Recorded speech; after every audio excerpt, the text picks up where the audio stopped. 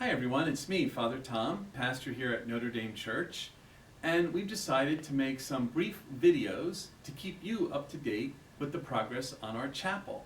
Now, it's kind of hard to believe, but 5 years ago, we conducted the capital campaign for Built of Living Stones. Maybe you remember it was mandated for every parish in the diocese to raise funds both for the archdiocese and the parish. And many of you pledged. It was a 4-year pledge.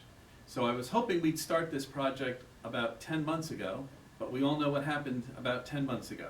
We went into shutdown with the rest of the world because of the pandemic. So now work is beginning. It's very exciting. It's kind of a nice, hopeful, optimistic thing to look forward to as we return to church. But here we are in the Williams Suite. Why are we here? To start off with, well, just to show you that this is where we put a lot of the stuff that was normally in the chapel, to store it safely. We got our vestments and vessels, and the altar, of course, and the credence table, and the pulpit as well. These things will be used in the new chapel. Some of them will be, repaired a little and refinished, but they'll be reused as they have been for many years in our worship space. So let's go across the hall and take a look at our new chapel under progress. Before we go into the chapel, let's take a stop by the portrait of our founding pastor, Father John Murphy. Father John founded Notre Dame in the 1960s, and at that time they built a church and a school. But in the 80s, the school closed. It was rented out for a while, but then it was converted into the parish center. And one of the classrooms was made into a weekday mass chapel, which is a great asset for any parish.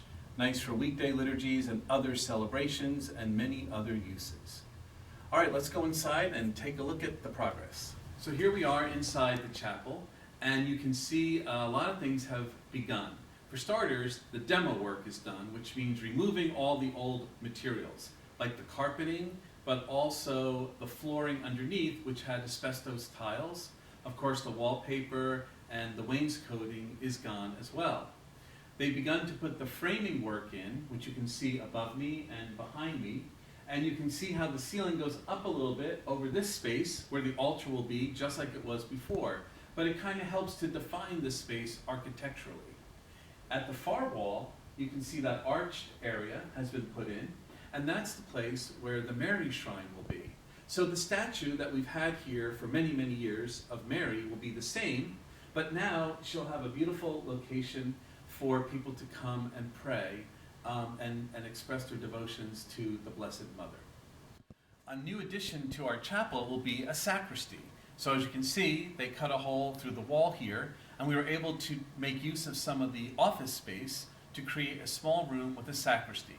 It'll have a sacrarium, the sink that's used to clean vessels after Mass, and we'll be able to store things in here like vestments and books and vessels. You might recall that it used to be all inside the chapel itself in the corner. It'd be much nicer to have a space for the sacristy separate from the chapel, but obviously easily accessible. So that's a lot of what's been happening here the past few weeks, and we are excited about keeping you up to date on the progress as it goes, and to let you see with your own eyes how it grows and comes together. So keep the workers in your prayers, and let's hope that we have an on-time conclusion to our chapel sometime after Easter. And remember to pray to Mary and Joseph that they will bless us during this time of progress. Thank you.